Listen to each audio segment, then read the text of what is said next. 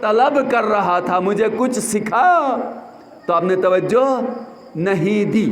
اب یہ اسی طرح سے عادت کا پکا ہو گیا ہے، اب آپ کا ڈانٹنا یا اپنے آپ کے اوپر کڑنا کوئی فائدہ نہیں رکھتا ہے۔ اچھا،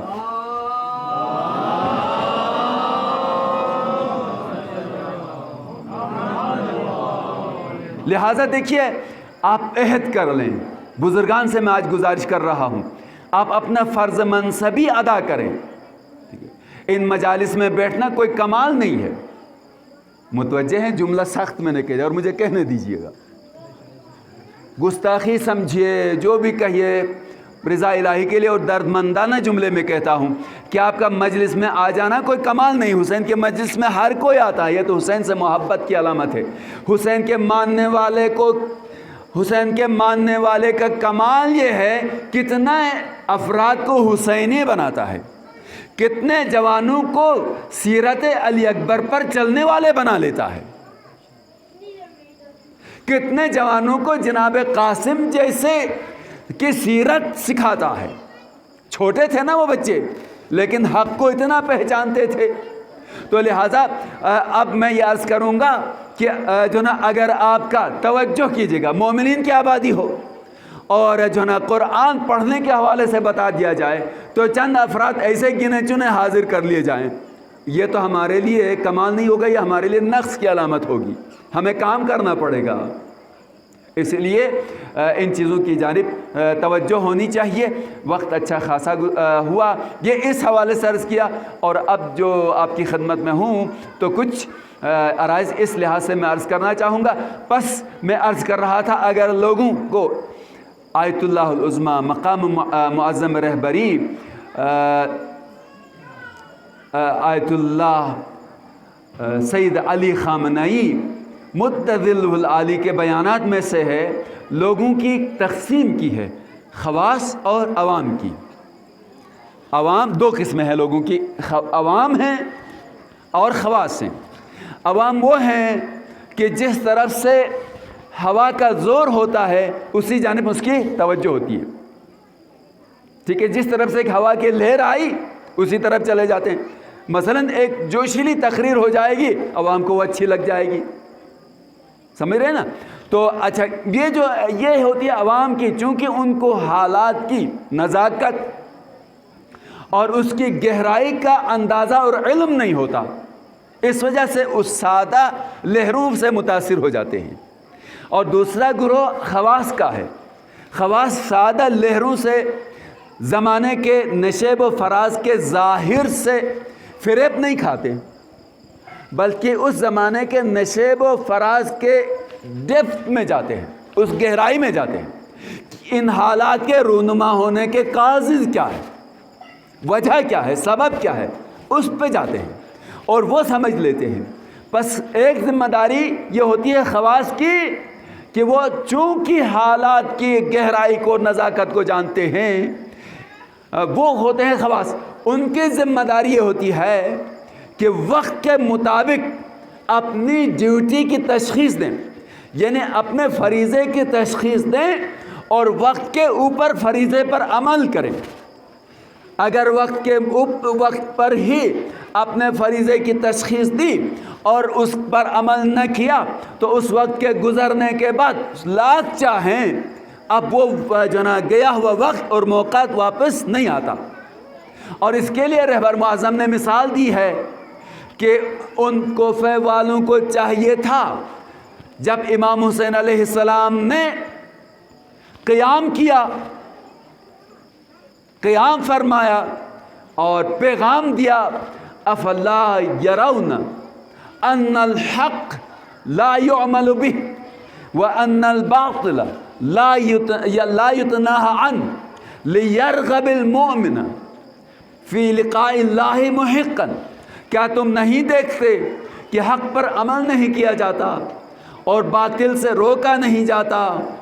ایسے میں اگر کوئی مومن اس باطل کے رائج ہونے پر، دکھ میں، حق کے پامال ہونے اور حق پر عمل نہ کیے جانے کی وجہ سے اس دکھ اور غم میں مر جاتا ہے تو حق رکھتا ہے، یعنی ایسی موت مرنے والے کی ہم سرزنش نہیں کرتے، بلکہ ہم اس کی مدح کرتے ہیں، اس کی تعریف کرتے ہیں۔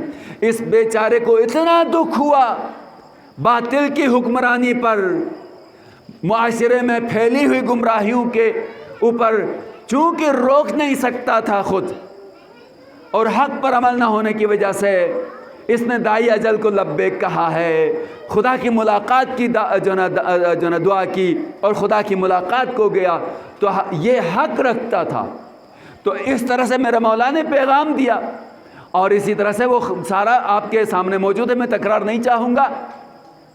تو امام حسین علیہ السلام نے جب قیام کیا، کوفے کے قریب سے گزرے ہیں اور کربلا میں پہنچے ہیں، تو اس وقت ان پر لازم تھا قیام کرتے۔ اس وقت اگر وہ خون دے دیتے تو فرزند علی، فرزند زہرا بھی بچ جاتا، یعنی امام کو بچا سکتے تھے، اور اس حکومت عادلہ جس کے لیے خطوط لکھے وہ بھی قائم ہو سکتی تھی۔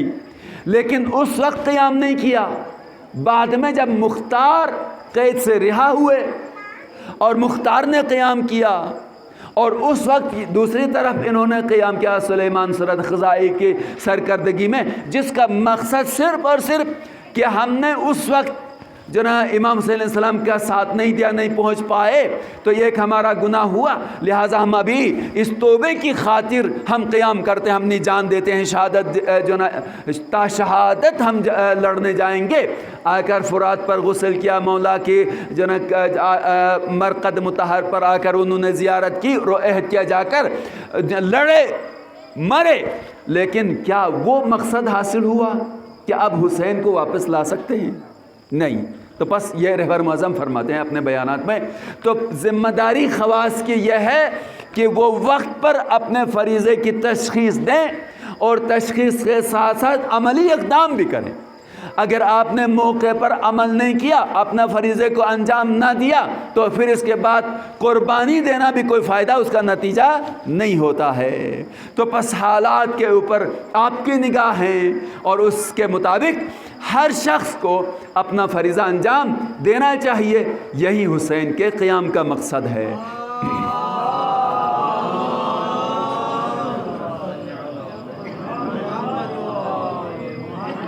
تو عزیزان محترم، بزرگان محترم، اور یہ میرا جملہ جہاں تک زیادہ تر آج میں نے اپنے بزرگان سے خطاب کیا ہے، وہاں پر ان جوانوں سے بھی جو اپنے آپ کو اس اسٹڈی کی فیلڈ میں سینئر کہلاتے ہیں، ان کی بھی ذمہ داری بنتی ہے کہ اپنے جونیئرز کی اچھی تربیت کریں،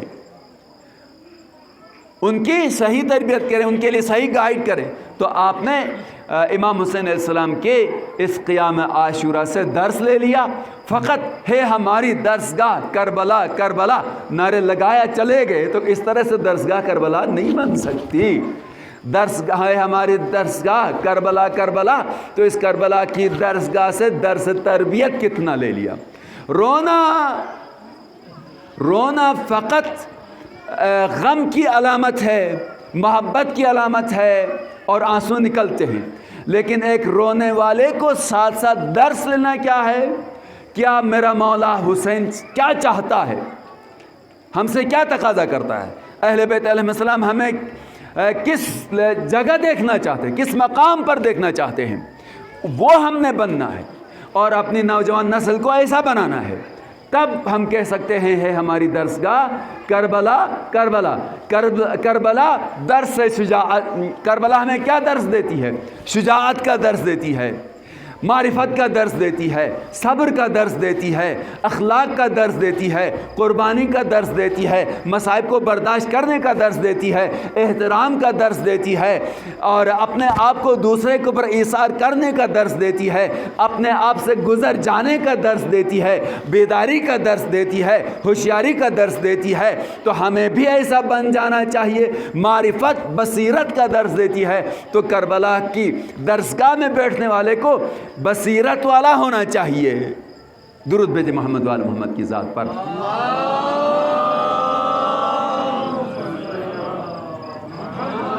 بہت اصرار سے تقاضا کروں گا کہ آپ کی خدمت میں اگر میں اگلے سال آ جاؤں تو یہاں پر یہ چیزیں جو میں نے عرض کی ہیں اسے آباد ہونا چاہیے، مساجد آباد ہونی چاہیے، آپ کے دینہ سینٹرز آباد ہونا چاہیے، ورنہ پھر یہ 10 دن کے لیے جمع ہو جانا کوئی کمال نہیں کہلائے گا، کوئی کمال نہیں کہلائے گا۔ بس میں نے صاف کہہ دیا، ٹھیک ہے؟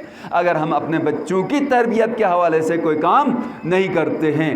دیکھیے ایک جملہ عرض کروں گا، میرے مولا امام حسین علیہ السلام نے اپنے ایک فرزند کو جو نا ان کے اس فرزند کے استاد نے سورہ فاتحہ بسم اللہ سکھا دی تھی، تو اس کو قیمتی موتیاں دی اور فرمایا کہ یہ تم نے جو سکھایا ہے اس کا صلہ یہ جو میں دے رہا ہوں اس سے کم ہے، کہ امام صلی اللہ علیہ وسلم بتانا چاہ رہے ہیں کہ اتنی ضروری ہے اور اس استاد کا بھی اتنا احترام ہے، اس لحاظ سے جو نا آپ کو اس کا اہتمام کرنا چاہیے۔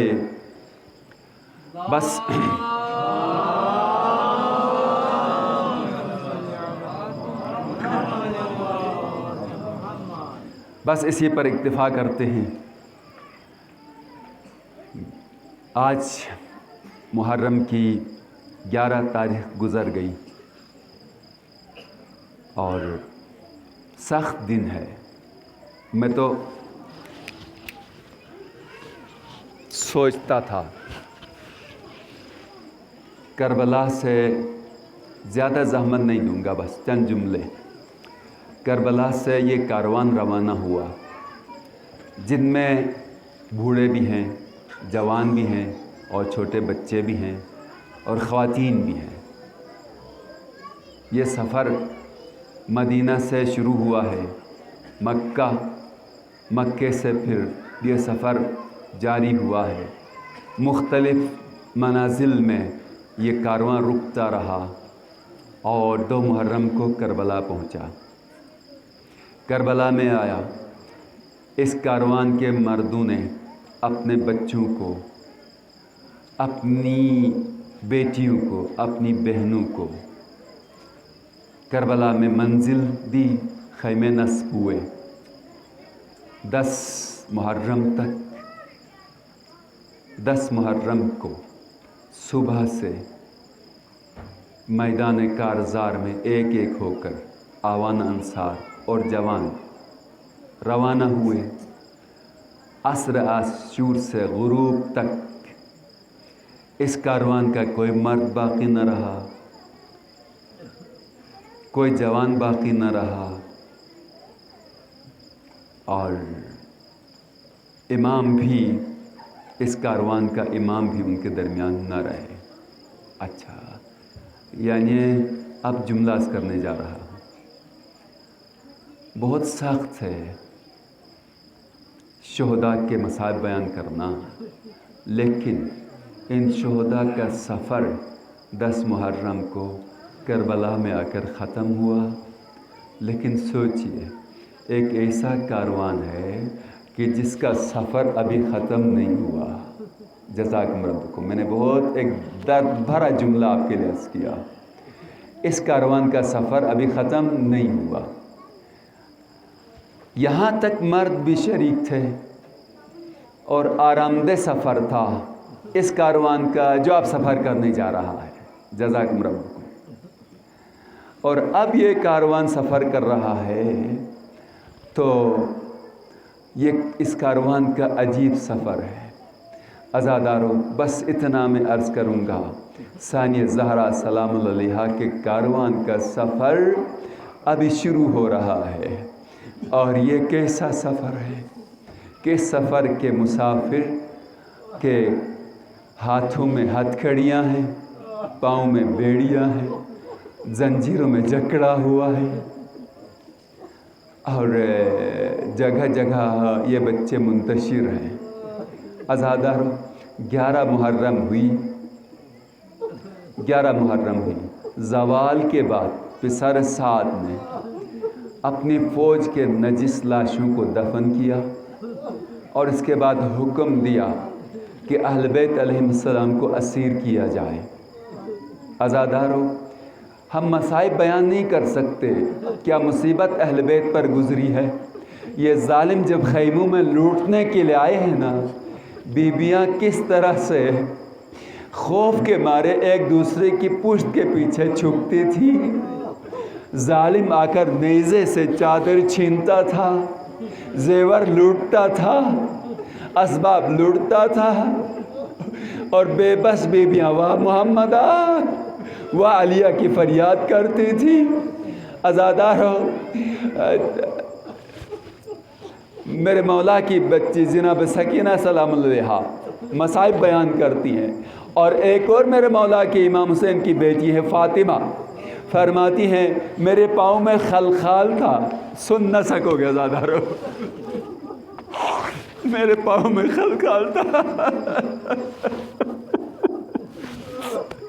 ظالم لوٹنے آئے اور نیزے سے میرے پاؤں کی طرف اس نے نیزہ بڑھایا۔ عزادارو، میرے پاؤں کو نیزے سے زخمی کر دیا اور میرے پاؤں سے خلخال اتارنے چاہا، مجھے سختی سے گرا دیا۔ میں زخموں سے اور خوف کے مارے میں رونے لگی۔ مجھے دیکھ کر یہ ظالم بھی روتا تھا۔ میں نے کہا، اس سے کہا تو کیوں روتے ہو؟ میرے مولا کی بیٹی کی روایت کرتی ہیں عزادارو، میں کہ جناب فاطمہ میرے مولا حسین کی بیٹی روایت کرتی ہے، میں نے روتے روتے اس ظالم سے کہا، او ظالم تو روتا کیوں ہے؟ پلٹ کے کہا، میں اسی لیے روتا ہوں، میں اہل بیت کے نبی کے بے نواسی کے پاؤں سے خلخال اتار رہا ہوں، اس لیے میں روتا ہوں، نبی کے اہل بیت کو لوٹنے آیا ہوں اس لیے روتا ہوں۔ تو میرے مولا کی بیٹی فاطمہ فرماتی ہیں، اگر تو جانتا ہے کہ ہم نبی کی اہل بیت ہیں تو پھر لوٹتا کیوں ہے؟ ظالم کہتا ہے اگر میں نہ لوٹوں تو کوئی اور آ کر لوٹ لے گا۔ عزادارو، اس طرح سے آ کر مخدرات اور عصمت کے چادروں کو لوٹتا تھا، زیور کو لوٹتا تھا۔ بس عزادارو، 11 کے محرم کا زوال کا وقت ہو گیا، عصر کا وقت ہو گیا، تو پسر سعد نے کہا اہل بیت کو اسیر کرو اور ان کو سوار کرو۔ عزادارو، بس اہل بیت علیہ السلام کی اسیری اور سواری کا وقت آیا۔ جزاکم ربکم، چند جملے آپ کے لیے میں عرض کروں گا اور پھر مجھے اجازت دے دیجئے۔ عزادارو، اہل بیت کو سوار کیا گیا، بے کجاوا اونٹوں پر مخدرات اور عصمت سوار ہو رہی ہے۔ عزادارو، جہاں تک بچوں کو سوار کرنا تھا تو ثانی زہرا نے چھوٹے چھوٹے بچوں کو سوار کیا، رباب کو بھی سوار کیا، دیگر بیویوں کو بھی سوار کیا، اور اپنی باری جب آئی ہوگی تو عجب نہیں مدینہ سے رخصت ہونے کا منظر یاد آیا ہوگا، اور رات کی تاریکی میں ایک طرف سے علی اکبر آئے، ایک طرف سے عباس علمدار آئے، ایک طرف سے مولا حسین آئے ہوں گے، تب وہ یاد آیا ہوگا، عجب نہیں ثانیہ زہرا نے، زینب نے نہر القمہ کی طرف رک کر کے کہا ہوگا، عباس کیا اپنی بہن کو سواری دینے نہ آئے گا؟ میں کہتا ہوں زینب کی آواز جب گئی ہوگی تو لاش عباس تڑپی ہوگی، ہائے موت نے مجبور کر دیا ہے۔ جزاکم ربکم، عاشور سے کم نہیں ہے مصائب، 11ویں محرم کے عاشور سے کہیں کم نہیں ہے عزادارو۔ بس عزادارو، ایک مرتبہ جب یہ قافلہ تیار ہو گیا تو خود مخدرات عصمت نے کہا کہ ہمیں شہداء کے لاشوں کے قریب سے گزارا جائے۔ عزادارو، بس اہل بیت آ رہے ہیں شہداء کو الوداع کرنے کے لیے اب میری ہمت نہیں زیادہ مسائل بیان کرنے کی. اگر اس منظر کو میں بیان کر سکوں عزادارو، اب جب اہل بیت آئے کہیں پر علی اکبر کی پامال لاش ہے تپتی ہوئی زمین پر. عزادارو کہیں پر قاسم ابن حسن کی ہے. عزادارو میں بس اتنا اشارہ کروں گا، ہر بی بی اپنے پیارے کے قریب آئی ہے. عزادارو ایک مرتبہ زہرا والی کی بیٹی اپنے بھائی حسین کے قریب آئی.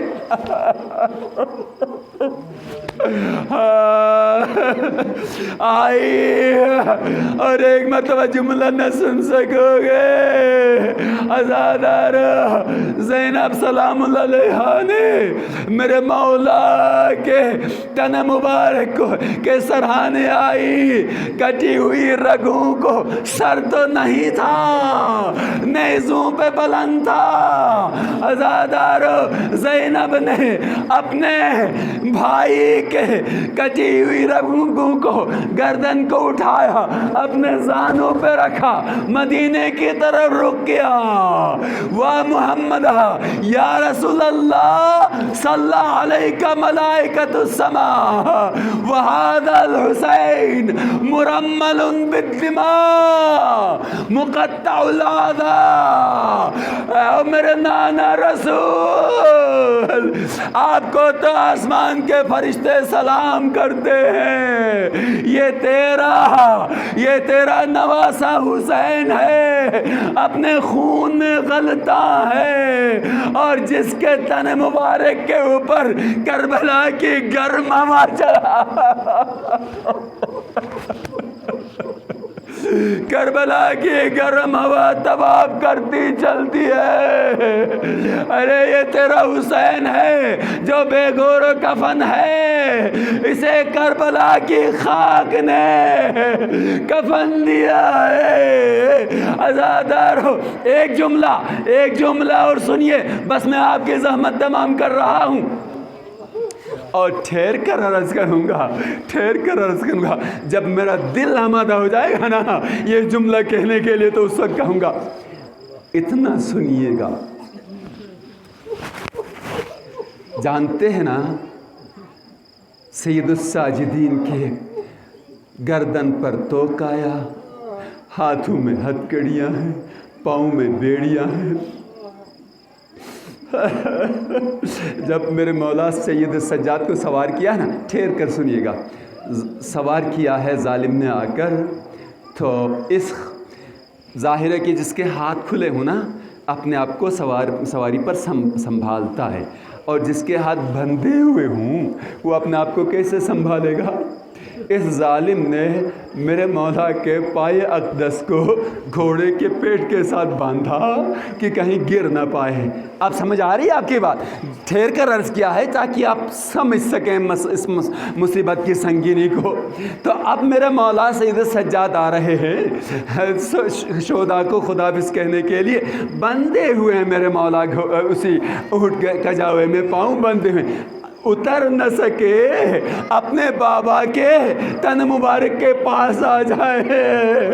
عزادارو بندہ ہوا ہے سید ساجدین، بابا کو بے گور و کفن دشت بلا میں دیکھتا ہے، اور ایسا جسم پر لرزہ طاری ہوا. ادھر سے ثانیہ زہرا سلام اللہ علیہا نے دیکھا. ایک مرتبہ جناب زینب نے کہا یا بقیت جدی وابی، اے میرے بابا علی اور میرے نانا کی نشانی سجاد، میں دیکھتی ہوں کہ تمہاری کیا حالت ہو رہی ہے، تمہاری جان قفس سے نکل رہی ہے.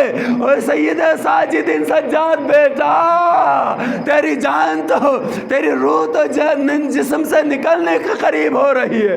اور سجاد شام و کوفہ کے منازل پر پر کون ہمیں لے کے جائے گا؟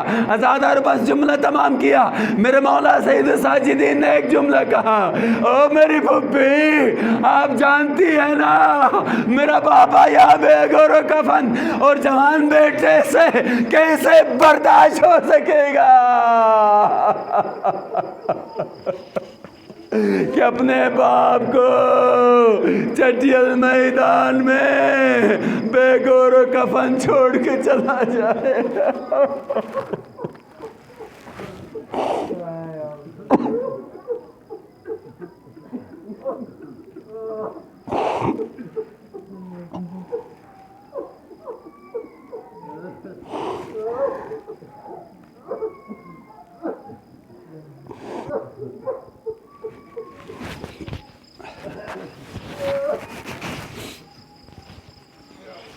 وَسَيَعْلَمُ الَّذِينَ ظَلَمُوا أَيَّ مُنقَلَبٍ يَنقَلِبُونَ أَلَا لَعْنَةُ اللَّهِ عَلَى الْقَوْمِ الظَّالِمِينَ. پروردگارہ ہمارے دامن میں سوائے خطا اور گناہ کے کچھ نہیں، بس تیری بارگاہ میں مولا حسین پر بہے ہوئے ان آنسوں کو اور ان بہتی ہوئی آنسوں بہاتی ہوئی آنکھوں کے ساتھ تیری بارگاہ میں دست بلند کر کے دعا کر. پروردگارہ تو حسین کے غم میں رونے والوں کی دعا رد نہیں کرتا. تیری بارگاہ میں حسین بڑا محترم ہے، بڑا محبوب بندہ ہے. خدایا اس فرش عزا سے تیری بارگاہ میں انہی مصائب کا، آل محمد کی اس مظلومیت کا واسطہ دے کر دعا کرتے ہیں کہ خون ناحق کا انتقام لینے والے مولا کے ظہور میں تعجیل فرما. خداوندہ ہمیں مولا امام زمانہ کے آوان انصار میں شامل فرما. امام زمانہ کی عالمگیر حکومت کے نورانی ایام دیکھنا نصیب فرما. پروردگارہ محمد و آل محمد کے صدقے جہاں کہیں بھی آل محمد کا ماننے والا مجلس عزا میں عزاداری میں مصروف ہے ان کی حفاظت فرما. دشمنان اسلام، دشمنان مکتب تشیع، خصوصاً امریکہ، اسرائیل، داعش اور تمام باطل طاقتوں کو نابود فرما. پروردگارہ جو مریض ہیں ان سب کو شفائے کامل عاجل عطا فرما. جو حاجت مند مومنین مومنات ہیں ان کی حاجت روا فرما. پروردگارہ ان عزاداروں کی جملہ حوائج کو میں جانتا ہوں اور میرا دل یہ کہتا ہے کہ جب حسین کی مجلس میں آتے ہیں نا تو ہمارے لیے حاجتیں کوئی حیثیت نہیں رکھتی، ہم حسین کے لیے آتے ہیں. لیکن خداوندہ پروردگارہ مولا حسین کے صدقے، محمد و آل محمد کے صدقے ان عزاداروں کی جملہ حوائج کو روا فرما. پروردگارہ ان کے مریضوں کو شفائے کامل و عاجل عطا فرما. ان کی گزشتہ ارواح کو غریق رحمت فرما. پروردگارہ عالم بشریت سے، مسلمانوں سے، اسلامی ممالک سے، مومنین کی آبادیوں سے کورونا کے وبا کا جلد سے جلد خاتمہ فرما. اور جو مریض ہیں، متاثر ہیں اس وبا سے، ان کو جلد سے جلد شفائے کامل و عاجل عطا فرما. مقامات مقدسہ کی حفاظت فرما. مقامات مقدسہ کی ہمیں زیارت نصیب فرما. پروردگارہ جن مومنین نے اپنی خاص حاجتوں کے لیے یہاں پر ہدیہ بھیجا ہے، پالنے والے ان کی ان خاص حاجتوں کو روا فرما. پروردگارہ محمد و آل محمد کے صدقے جن مومنین نے اس امام بارگاہ کی تعمیر و تاسیس کے لیے خدمات انجام دیں اور ہمارے درمیان نہیں ہیں، ان کے درجات کو بلند فرما. ان کو شہدائے کربلا کے ساتھ محشور فرما. اور خصوصاً وہ جنہوں نے اس منبر پر آ کر وعظ و نصیحت کی، امام صلی اللہ علیہ وسلم کا ذکر کیا،